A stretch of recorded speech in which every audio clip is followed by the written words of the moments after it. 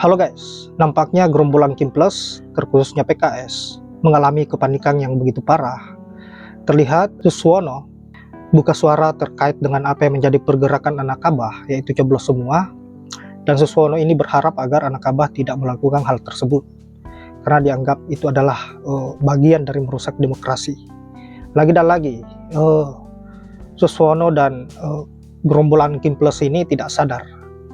Sebenarnya mereka lah yang merusak demokrasi, tidak mengedepankan apa yang menjadi aspirasi rakyat, melainkan mengedepankan apa yang menjadi kebutuhannya sebagai penguasa. Untuk itu langsung saja kita simak bagaimana respon anak Abah terkait dengan apa yang menjadi statement Suswono dan juga aturan-aturan baru ini. Sangat tidak arif lah kalau kesempatan ini untuk memilih pemimpinnya disia-siakan. Hati-hati, kampanye golput di pilkada berpotensi dipenjara dan Duh. didenda. Mentang-mentang ada gerakan coblos semua, lantas saja bikin fitih kayak begini, nakut-nakutin. Awalnya bilang dipidana, tapi belakangnya bacain undang-undang yang nggak ada korelasinya tuh sama kata-kata yang pertama. Maksudnya apa? Hah? Gila. Yang bener dikit lah. Makin aneh. Yang kalau bilang dipidana awalnya bacain undang-undangnya yang ada korelasinya. Jangan yang nggak nyambung kayak gitu. Jangan nakut-nakutin masyarakat pakai undang-undang. Kesian masyarakat yang awam. Ini orang-orang yang lagi pada main pilkada-pilkadaan di Jakarta pada sakit jiwa kali ya. Sekarang aja semuanya pada ribut, minta warga Jakarta untuk pada nyoblos. Lah, mau nyoblos siapa? Mali, lo kemarin pada kemana aja? Pan dari awal juga warga Jakarta udah pada teriak. Kita maunya Pak Anies yang jadi gubernur. Kan hasil surveinya juga udah jelas. 45% warga Jakarta pengen Pak Anies yang jadi gubernur lagi. Terus kenapa besok malah fotonya Pak Anies yang nggak ada di kertas suara? Apa harus kita gambarin sendiri surat suaranya? Kalau kami nurut sama kalian dan besok ikutan nyoblos, berarti kami mengikuti aspirasi kalian dong. Bukan aspirasi kami, bukan maunya kami. Kalau besok kami ramai-ramai ikutan nyoblos, berarti kami beramai-ramai memperjuangkan kepentingan kalian, tapi bukan kepentingan kami. Kemarin kalian semua udah nyuekin permintaan kami. Nah, sekarang pas kalian butuh, kalian minta suara kami. Enak aja. Emang kita bego. Sorry ya. Jadi kita cuekin aja lah orang-orang yang lagi pada main pilkada-pilkadaan di Jakarta. Entar juga pada diem sendiri kalau duitnya udah habis. Mencoblos pada pilkada Jakarta itu memang hak kami sebagai warga. Tapi kami sebagai warga Jakarta juga memiliki kewajiban, yaitu menolak dibodohi dan dimanfaatkan oleh kalian. Dan jelas, kewajiban lebih dulu daripada hak. Jadi demi menunaikan kewajiban, kami akan golput atau coblos semua. Salam semangat antitesa 24. Gerakan coblos semua sepertinya memang benar-benar sangat menakutkan. Salah satunya pernyataan dari elit partai PKS, yaitu Bapak Muhammad Taufik Zulkifli, yang mengatakan bahwa gerakan coblos semua ini merusak demokrasi. PKS sadar dan tahu bahwa pendukung PKS 76% adalah pendukung Pak Anies Baswedan, terutama di Jakarta. Tentu dengan gerakan coblos semua ini mereka tahu akan sangat merugikan dari calon paslon mereka sendiri, yaitu Bapak Suswono dan RK. Karena apa? Gerakan coblos semua ini sepertinya disetujui dan diamini semua pendukung Pak Anies Baswedan di Jakarta. Kalau dikatakan bahwa gerakan coblos semua adalah merusak demokrasi, saya tanya kepada Bapak, apakah ketika melakukan koalisi dengan imbalan-imbalan tertentu, pragmatis transaksional itu bukan merusak demokrasi, Pak? Siapa yang lebih merusak demokrasi dalam hal ini? Apakah gerakan coblos semua ataukah pragmatis transaksional yang Bapak lakukan saat ini, PKS lakukan saat ini? Kita tahu bagaimana ketika kami menitipkan suara kepada PKS, bukan pemberian secara bulat, tetapi itu adalah amanah 5 tahun sekali.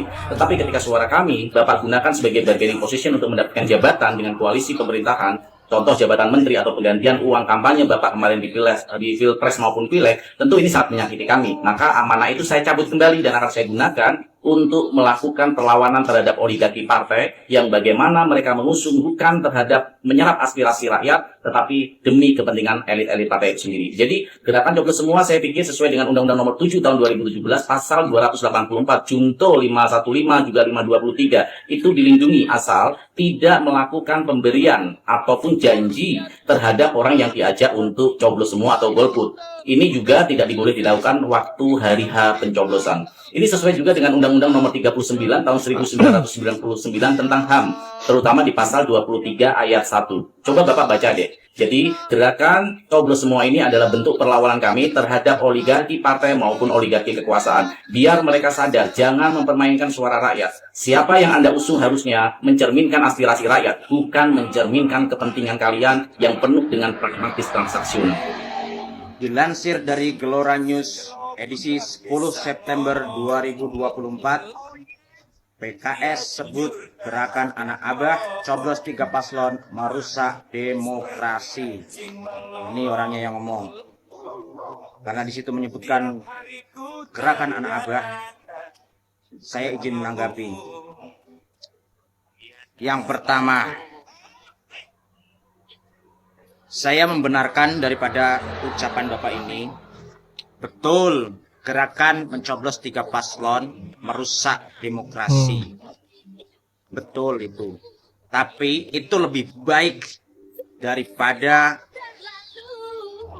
merusak suatu wilayah, dalam tanda kutip adalah Jakarta, dengan politik kartelnya.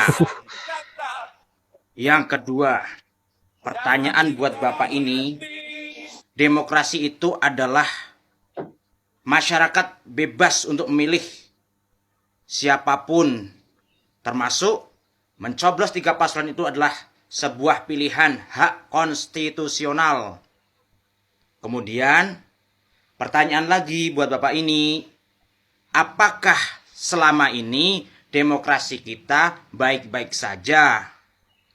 Lantas, dengan bergabungnya PKS, karena ini orang PKS yang ngomong, masuk dalam koalisi Kim Plus, otomatis berkuranglah porsi ataupun opsi dalam hal beroposisi menjadi berkurang ataupun hilang.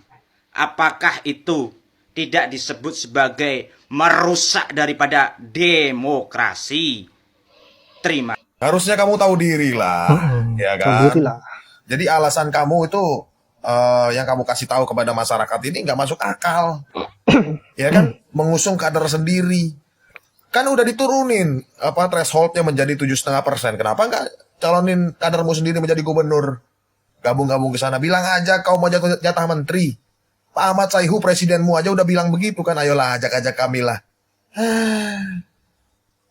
Gak bisa dipercaya ya guys ya. Dulu teriak-teriak tolak IKN dengan alasan bla bla bla bla. Sekarang bilang IKN karya anak bangsa. Aduh. Penjilat.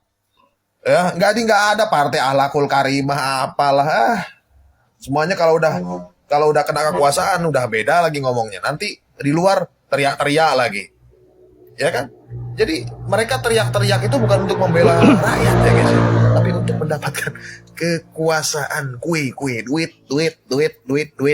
Nah, Yap, itulah berbagai komentar dari anak Abah. Saya kira cukup cerdas dan cukup menohok bagi gerombolan Kim Plus, terkhususnya PKS. Dan saya kira semakin menarik Pilgub DKJ ke depannya, dan patut untuk kita nantikan bagaimana ending dari semua ini.